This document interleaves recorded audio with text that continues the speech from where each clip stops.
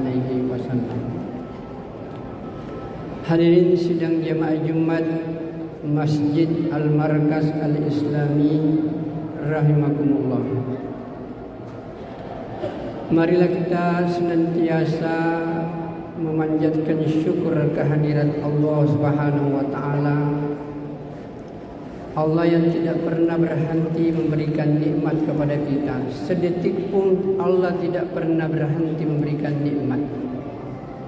Dan nikmat ini mestinya harus disyukuri. Karena Allah selalu memberikan nikmat, mestinya kita juga selalu bersyukur kepada Allah Subhanahu wa taala.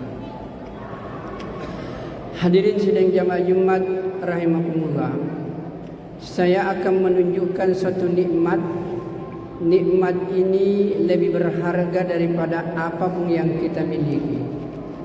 Harta yang banyak, pangkat yang tinggi, status sosial yang kita sandang, tidak ada artinya kalau Allah mencabut satu nikmat ini saja. Yang saya maksudkan ini adalah nikmat oksigen atau nikmat udara. Kalau Allah hilangkan ini udara atau oksigen, jangankan satu hari, 1 jam, 10 menit saja ini oksigen hilang, maka habislah kehidupan manusia. Itu baru satu nikmat Allah. Berupa udara atau oksigen, kita tidak ada apa-apanya di hadapan Allah Subhanahu wa taala. Oleh karena itu mestinya kita senantiasa menggunakan semua nikmat Allah untuk melaksanakan tujuan penciptaan kita. Dan disinilah letaknya kebahagiaan dan kenikmatan dalam hidup. Apabila manusia mampu menempatkan dirinya sesuai dengan tujuan penciptaannya. Apakah tujuan penciptaan kita? Tidak ada lain kecuali untuk beribadah kepada Allah. Maka mestinya tujuan hidup kita di dunia ini juga tidak ada yang lain kecuali untuk beribadah kepada Allah. Sehingga semua nikmat yang Allah berikan, apakah itu nikmat umur, nikmat harta, kesehatan, semuanya hanya dipakai untuk melaksanakan tujuan penciptaan kita, yaitu beribadah kepada Allah Subhanahu wa taala. Apa yang dimaksudkan dengan ibadah? Ibadah di sini artinya taat. Taat kepada Allah Subhanahu wa taala. Dan apa yang harus ditaati? Yang harus ditaati itu adalah perintah-perintah Allah yang harus dikerjakan dan larangan Allah yang harus ditinggalkan. Karena dalam agama kita atau peraturan apapun, inti pokoknya hanya 2. Perintah yang harus dikerjakan dan larangan yang harus ditinggalkan. Oleh karena itu, di akhir perjalanan waktu tahun 2022, ini adalah Jumat terakhir. Marilah kita muhasabah, introspeksi diri kita. Sudah sejauh mana kita telah melaksanakan perintah-perintah Allah, dan sudah sejauh mana kita telah meninggalkan larangan-larangan Allah. Hadirin sidang jamaah Jumat rahimakumullah. Satu hal yang harus kita fahami sungguh-sungguh, karakter antara perintah dan larangan. Kalau kita memahami karakter perintah dan larangan ini, maka insya Allah kita akan mudah untuk mengamalkan ini agama. Hadirin sidang jamaah Jumat rahimakumullah. Mungkin ada yang bertanya, bisakah kita beribadah 24 jam? Bisakah kita mendapatkan pahala selama 24 jam? Apabila kita memahami karakter agama kita, kita bisa berpahala selama 24 jam. Mari kita lihat secara sederhana. Sebenarnya itu perintah Allah Subhanahu wa taala perlu dipahami. Memang itu adalah kewajiban. Tetapi kalau perintah ini dikerjakan, barulah kita mendapatkan yang namanya pahala. Jadi perintah ini karakternya, kalau ia dikerjakan baru dapat pahala, dan kalau tidak dikerjakan maka orang itu adalah berdosa.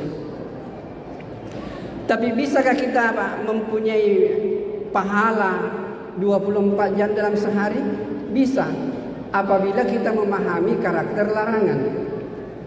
Yang dimaksud dengan larangan adalah kalau dikerjakan itu baru dapat dosa. Tapi selama larangan itu ditinggalkan, maka selama itu pula lah kita berpahala di hadapan Allah Subhanahu wa taala. Ini saya ingin garis bawahi. Jadi mungkin ada orang tidak menganggap dirinya berpahala, padahal sebenarnya dia berpahala. Orang itu akan berpahala terus dalam hidupnya apabila dia meninggalkan larangan-larangan Allah. Jadi larangan Allah itu karakternya adalah apabila ditinggalkan maka kita akan berpahala seterusnya, dan nanti kita berdosa kalau larangan itu dikerjakan. Maka hadirin sidang jamaah Jumat rahimakumullah, manusia ini adalah makhluk dua dimensi. Ada dimensi jasmani, ada dimensi rohani. Dan kedua dimensi ini mempunyai kebutuhan masing-masing. Namun pertanyaannya, apa yang dimaksud dengan kebutuhan? Yang dimaksud dengan kebutuhan adalah sesuatu kalau tidak terpenuhi membuat kita susah. Saya kasih contoh misalnya, kalau kita lapar, kita butuh makan. Dan kalau kita tidak makan, maka jasmani ini akan menderita dan susah. Demikian juga kalau kita haus, kita butuh minum. Dan kapan kita tidak minum, maka jasmani kita ini akan menderita dan susah. Jadi inilah yang disebut dengan kebutuhan, apalagi kebutuhan pokok. Sesuatu kalau tidak dikerjakan maka menyebabkan kita susah. Karena manusia ini adalah makhluk dua dimensi, kalau kebutuhan pokok jasmaninya tidak terpenuhi, maka manusia itu menderita secara jasmani. Tetapi kalau kebutuhan rohaninya tidak terpenuhi, maka orang itu pun juga menderita secara rohani, sekalipun kadang-kadang tidak dirasakan dalam hidup. Hadirin sidang jamaah Jumat rahimakumullah. Jadi sebenarnya perlu dipahami, semua perintah-perintah Allah dan semua perintah-perintah Nabi yang ada dalam agama kita, itu adalah nampaknya adalah suatu kewajiban, tetapi sebenarnya bukan kewajiban. Itu adalah kebutuhan rohani manusia. Saya ulangi, ini penting. Hadirin sidang jamaah Jumat rahimakumullah, kewajiban-kewajiban agama ini nampaknya memang berupa kewajiban yang harus dikerjakan, tetapi pada hakikatnya itulah kebutuhan rohani. Dan ketika kewajiban-kewajiban agama ini tidak dikerjakan, maka rohani ini akan menderita sebagaimana menderitanya fisik ketika kebutuhannya tidak terpenuhi. Saya ambil contoh misalnya sholat. Sholat ini adalah kewajiban yang dibebankan kepada kita. Tapi orang yang menganggap bahwa sholat ini kewajiban belum merasakan kenikmatan dalam beragama. Tapi orang yang sudah menganggap bahwa sholat ini memang adalah kebutuhan, dan kalau tidak dilakukan maka rohani akan menderita sebagaimana menderitanya fisik kalau kebutuhannya tidak terpenuhi. Bisa kita bayangkan kalau kita lapar dan kita tidak makan, kita haus dan kita tidak minum. Begitulah rohani kita yang butuh yang namanya salat. Sementara kita tidak laksanakan salat, maka rohani akan menderita sebagaimana menderitanya fisik apabila kebutuhannya tidak terpenuhi. Jadi perintah-perintah agama ini itulah kebutuhan rohani kita. Baca Quran, zikir, kemudian salat tahajud, salat duha, semua ini adalah kebutuhan-kebutuhan rohani kita. Dan kapan kita tidak kerjakan, maka rohani akan menderita sebagaimana fisik menderita kalau kebutuhannya tidak terpenuhi. Hadirin sidang jamaah Jumat rahimakumullah. Ayat yang saya bacakan tadi, Allah Subhanahu wa taala menegaskan, wahai orang-orang yang beriman, bertakwalah kepada Allah. Ittaqullah wal tansur nafsum ma qaddamat ligad. Hendaklah setiap orang melihat dirinya apa yang akan terjadi di masa yang akan datang. Apa yang akan terjadi setelah dia meninggalkan dunia ini. Hadirin yang mulia, pada Jumat kali ini di samping mimbar ini ada jenazah yang terbaring, yang sudah meninggalkan dunia ini, tidak punya lagi kekuatan apa-apa. Dan mestinya kita mengambil pelajaran. Semua kita yang hadir di masjid ini, saya yakin 100 tahun yang lalu kita belum ada di dunia ini. Dan kemungkinan besar semua kita yang hadir di Masjid Al-Markaz ini 100 tahun ke depan kita juga sudah tidak ada di dunia ini. Manusia bukan makhluk dunia. Manusia sebenarnya adalah makhluk akhirat yang mampir sebentar di dunia untuk menentukan kemana dia mau berangkat. Apakah ke surga ataukah ke neraka. Karena di akhirat hanya 2 tempat.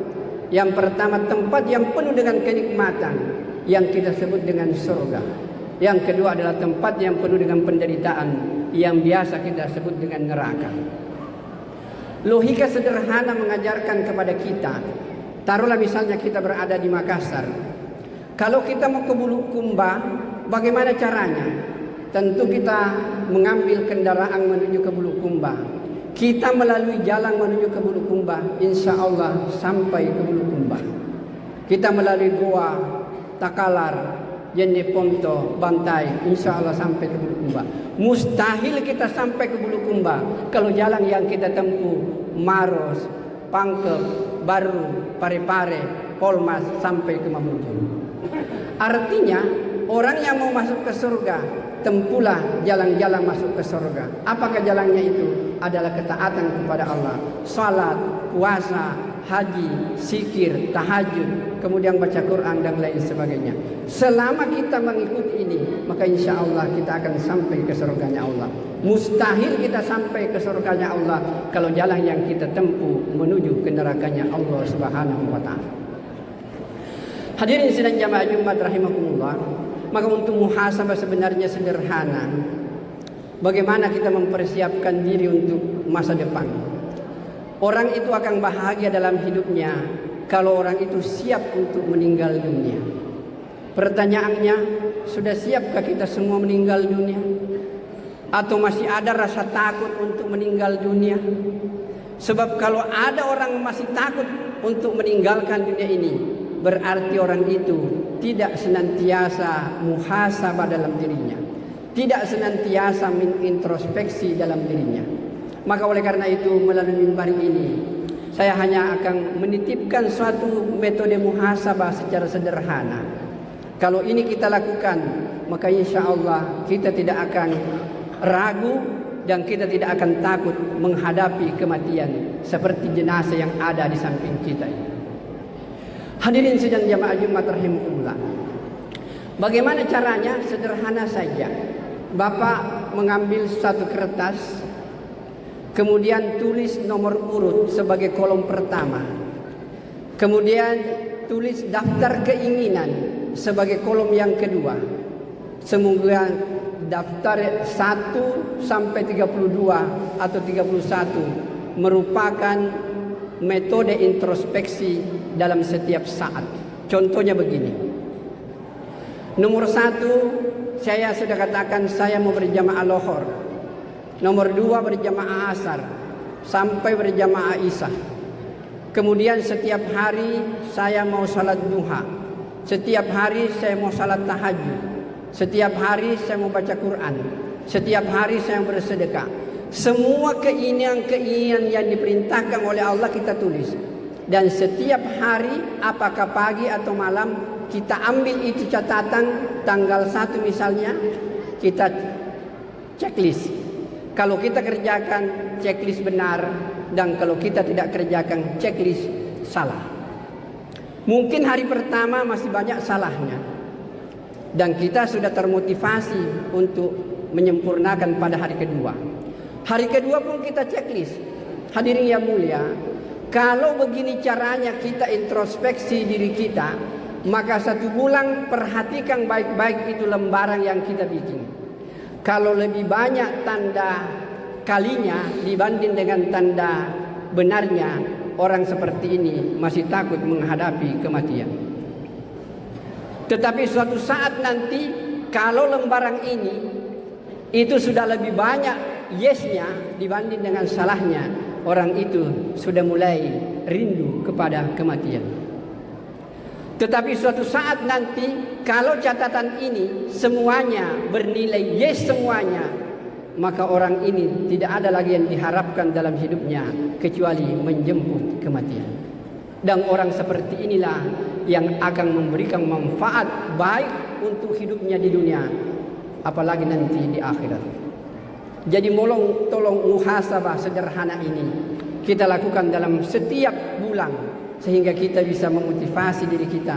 Sudah sejauh manakah kita mentaati perintah-perintah Allah, dan sudah sejauh manakah kita meninggalkan larangan-larangan Allah. Dan sebagai penutup, saya ingin menyampaikan bahwa perintah yang paling tinggi nilainya adalah salat, dan ini adalah sumber kebahagiaan. Mari kita lihat secara sederhana. Cari satu rumah tangga, perhatikan baik-baik. Apabila rumah tangga itu bapaknya salat, ibunya salat, anak-anaknya salat semuanya, yakin dan percaya keluarga itu pasti hidupnya tenang, damai dan bahagia, sekalipun hidup di bawah garis kemiskinan. Yang kedua adalah larangan. Larangan ini banyak, tetapi ada larangan yang harus betul-betul ditinggalkan, yaitu dusta dalam kehidupan. Saya tunjukkan saja satu bukti. Cari satu rumah tangga. Apabila suami tidak dusta kepada istri, istri tidak dusta kepada suami, orang tua tidak dusta kepada anak, dan anak-anak tidak berbohong kepada orang tuanya. Kalau ada rumah tangga seperti ini, yakin dan percaya rumah tangga itu pasti hidup tenang, bahagia dan damai. Sekali lagi, sekalipun hidup di bawah garis kemiskinan. Peganglah kuat-kuat 2 mutiara besar ini. Tegakkan salat berjamaah 5 kali sehari semalam. Dan bahkan dalam hadis dikatakan, orang yang menjaga salatnya berjamaah 5 kali sehari semalam, orang ini akan tersenyum-senyum dan tidak dihisap. Dia akan masuk surga dengan lenggang. Dan yang kedua adalah tinggalkan dusta dalam kehidupan. Ini yang kita pegang kuat-kuat. Kalau salat ini kita tegakkan dan dusta tidak ada di antara kita, maka kehidupan di dunia ini sebagaimana yang digambarkan Al-Quran, baldatun tayyibatun wa rabbun ghafur. Aqulu qouli hadza wa astaghfirullah li wa lakum wa lisairil muslimin innahu huwal ghafurur rahim.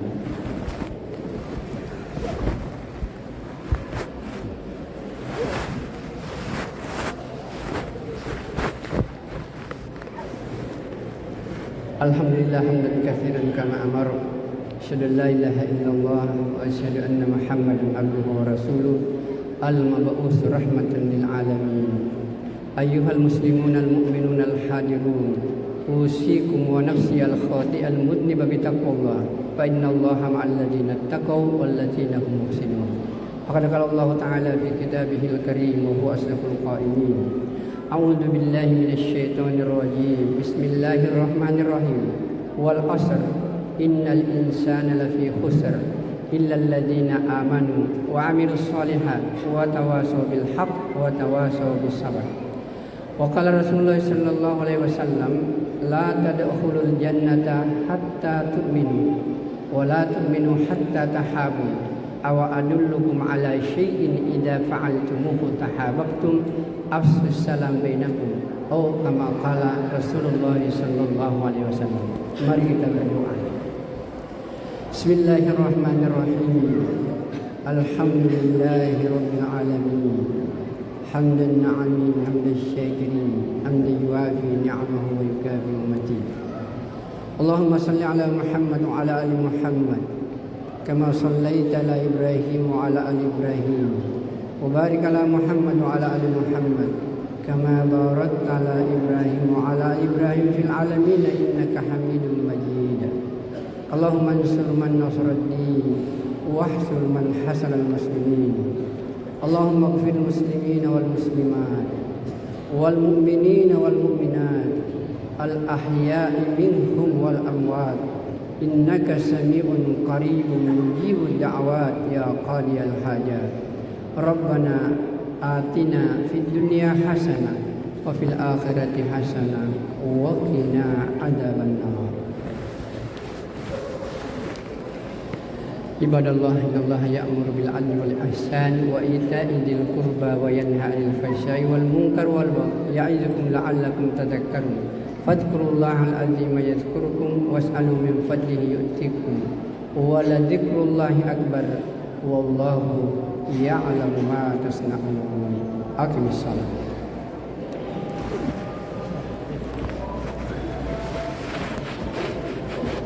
Allahu Akbar, Allahu Akbar. Asyhadu an la ilaha illallah. Asyhadu anna Muhammadar Rasulullah. Hayya 'alas shalah.